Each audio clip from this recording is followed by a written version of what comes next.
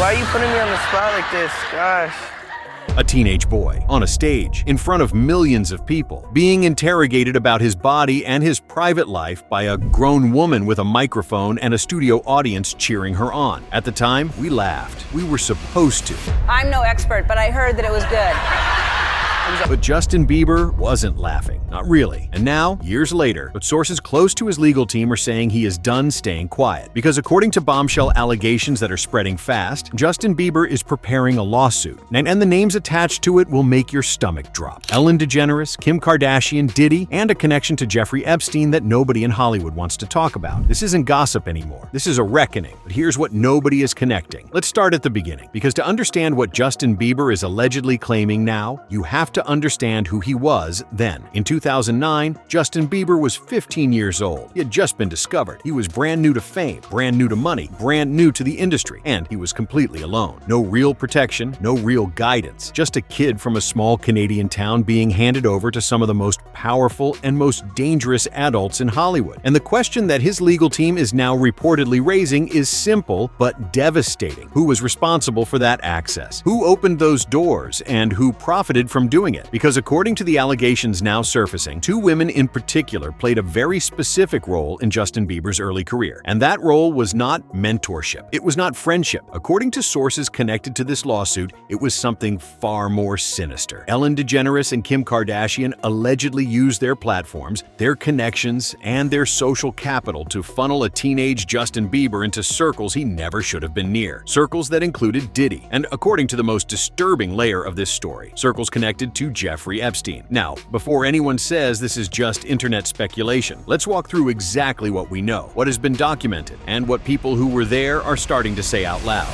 Y'all remember how Justin Bieber's past interactions with Diddy got a whole new perspective from fans after the mess with him got more serious? The Bieber-Diddy connection is not new. Videos resurfaced showing a very young Justin, barely a teenager, inside Diddy's world, being handed a chain, being welcomed into that environment like he belonged there, like it was normal, like nobody around him thought to ask why a grown man in the music industry was that interested in a 15-year-old boy. People brushed it off. Diddy was powerful. Diddy was everywhere. And in Hollywood, powerful men get passes. But now, Diddy is in federal custody, and the people who handed Justin Bieber into that world are facing questions they can no longer outrun. Let's talk about Ellen DeGeneres, because this woman's connection to Justin Bieber is more documented than most people realize. And when you look at it through the lens of these new allegations, it stops looking like a wholesome TV friendship very fast. Ellen had Justin on her show multiple times during some of the most vulnerable years of his life. She treated him like a prop, like entertainment. She asked him about his body. She asked him about his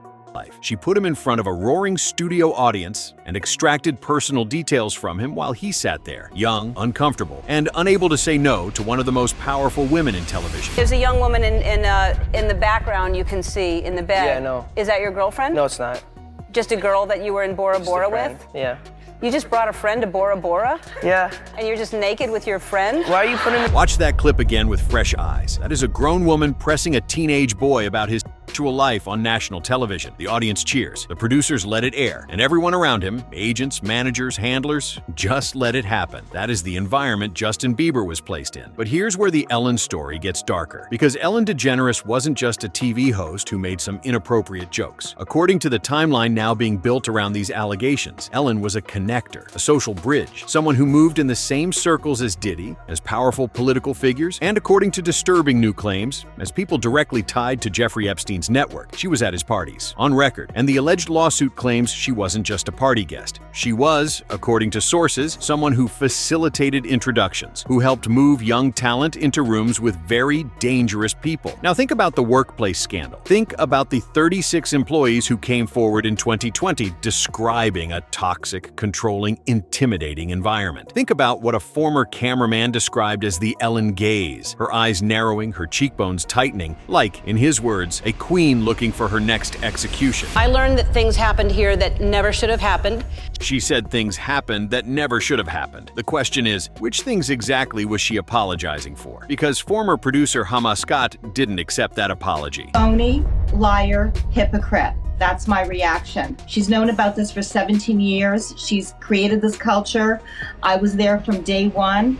We were all petrified of her. Petrified. That was the word he used. And this was just about the workplace behavior. This was just what made it to air. This was just what BuzzFeed could print. Imagine what didn't make it to print. Now let's bring in Kim Kardashian, because in the architecture of this alleged conspiracy, if these claims are true, Kim wasn't the entertainer. Kim was the fixer. Let's be clear about who Kim Kardashian is before she was a brand. Before the billion-dollar empire, before Skims and the Met Gala looks and the reality TV dynasty, she was a young woman who was very, very good at being in the right room, and allegedly very good at making sure certain things stayed quiet. If the gigs are contentious and pay well, she's not one to turn them down. It's been said that she doesn't mind breaking the rules occasionally. Kim had a documented history of financial manipulation, shady dealings, and alleged money laundering that stretches back to her earliest days in Hollywood. Credit card fraud allegations involving Brandy's family. Casino runs with a man connected to massive laundering operations. A church, founded by Kris Jenner, that critics claim was essentially a tax shelter disguised as a ministry. You know that Kris Jenner has her own church, but before you go convert to Christianity, watch this video. Because this church is clearly a tax write-off Bible. So this is a family that has spent decades building systems designed to hide things. Financial things, legal things, relational things. So when reports emerged that Kim Kardashian had allegedly been helping Diddy, paying off accusers, covering his tracks, acting as an accomplice to protect his operation, it wasn't a shock to everyone, because to people who had been watching closely, it fit a pattern they'd seen before. And here is where Justin Bieber enters Kim's story directly. According to allegations now circulating from sources connected to the legal action, Kim Kardashian allegedly played a role in normalizing Justin's exposure to Diddy's world, using her relationships, her social credibility, her ability to make dangerous environments look glamorous and normal. Kim and her circle were part of the machinery that surrounded young Justin and made the abuse of access look like opportunity. According to leaked footage, Kim was allegedly heavily involved in Diddy's crimes and played a major role as his helper.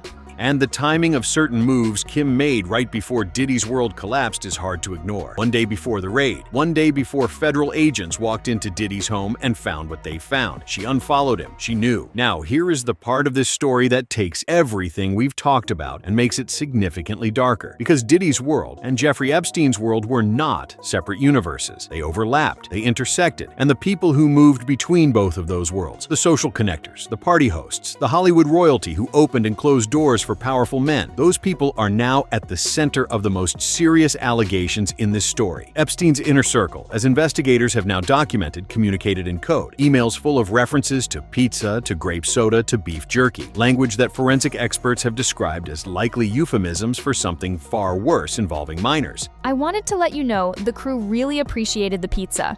Let's go for pizza and grape soda. Yeah, that's the pizza. You mean radiating a soft glow with the look of bliss and excitement. Now, where does Justin Bieber fit into this? According to the allegations at the heart of this lawsuit, Justin Bieber, and as a minor, was allegedly moved through social networks that connected directly to Epstein-adjacent circles. The same Hollywood elite who attended Epstein's gatherings were the same people throwing parties with Diddy, the same people who sat in the front rows of Ellen's studio, the same people who posed for photos with Kim Kardashian. This wasn't a coincidence of social calendars. According to the lawsuit's alleged claims, it was a system, a pipeline, and Justin Bieber was allegedly fed into it as a child. He tried to warn people in interviews, in body language, in songs that, when you go back and listen to them now, hit very differently. But he was a teenager. He was surrounded by the people allegedly responsible for what happened to him, and he had nowhere to turn. The Gabriela Jimenez incident, the young model who broke down outside a hotel in 2009 screaming that she had witnessed something horrifying involving powerful guests, happened the same year Justin Bieber entered this world. The same year. Let that land. According to sources close to his legal team, the lawsuit is built around several core claims. First, that during his minor years, he was deliberately placed in environments engineered for exploitation. Second, that Ellen DeGeneres used her platform and her relationships to normalize his exposure to dangerous adults, including Diddy, while benefiting professionally from his association with her show. Third, that Kim Kardashian, through her alleged role as a facilitator in Diddy's network, helped ensure that access to Justin was maintained and that the people around him stayed quiet. And fourth, and this is the most serious allegation, that this This network had documented connections to Jeffrey Epstein's operation. That the same coded world of elite parties, private islands, and protected abuse that Epstein ran had tendrils that reached into pop music, into daytime television, and into the life of a teenage boy from Canada who just wanted to make music. He is done being silent, done being the kid who sat on that stage while the audience laughed, done being the teenager handed to dangerous men by people who smiled for cameras and called themselves his friends. And the women at the center of this, Ellen and Kim, are both in positions that make denial increasingly difficult. Ellen fled the United States after Trump's election. Officially, political reasons, but not everyone believes that. And Kim is allegedly $132 million in debt. Her financial empire, built on a foundation that investigators have described as shaky at best, is reportedly cracking. Kanye separated his finances from hers. Banks are reportedly pursuing repayment, and the footage from Diddy's house isn't going away. Jeffrey Epstein didn't operate alone. He had a network, a carefully constructed web of powerful, famous, wealthy people who all benefited from each other's silence. People who used code words and emails. People who threw parties that served a purpose beyond celebration. People who identified young, vulnerable talent and moved them through a pipeline designed for one thing: access and exploitation. And the people allegedly at the heart of Justin Bieber's lawsuit, Ellen DeGeneres and Kim Kardashian, both sat comfortably inside that world. Ellen as the beloved face of daytime television who allegedly used her platform as cover. Kim as the ultimate Hollywood insider who allegedly used her relationships as currency.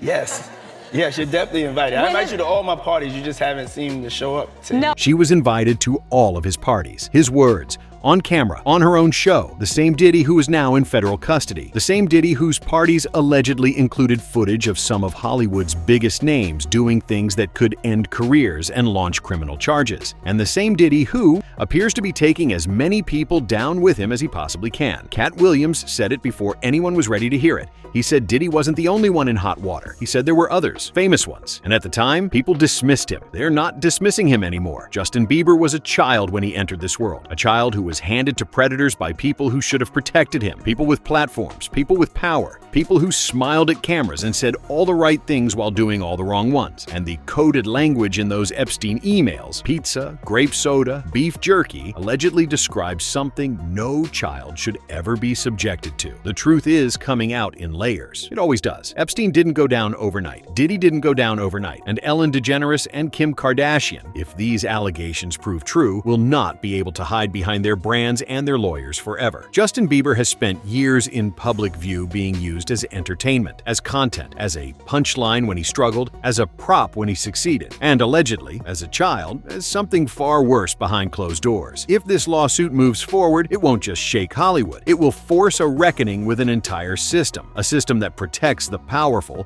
silences the young, and wraps everything in smiles and studio applause. The files are open. The footage exists. The people who knew are starting to talk. And somewhere, a man who was once a teenage boy in an industry that treated him like a commodity is finally demanding accountability. Drop your thoughts in the comments. Who do you think knew? Who do you think is next? And do you think justice is actually coming this time? Because if Justin Bieber has what people are saying he has, the story is only just beginning.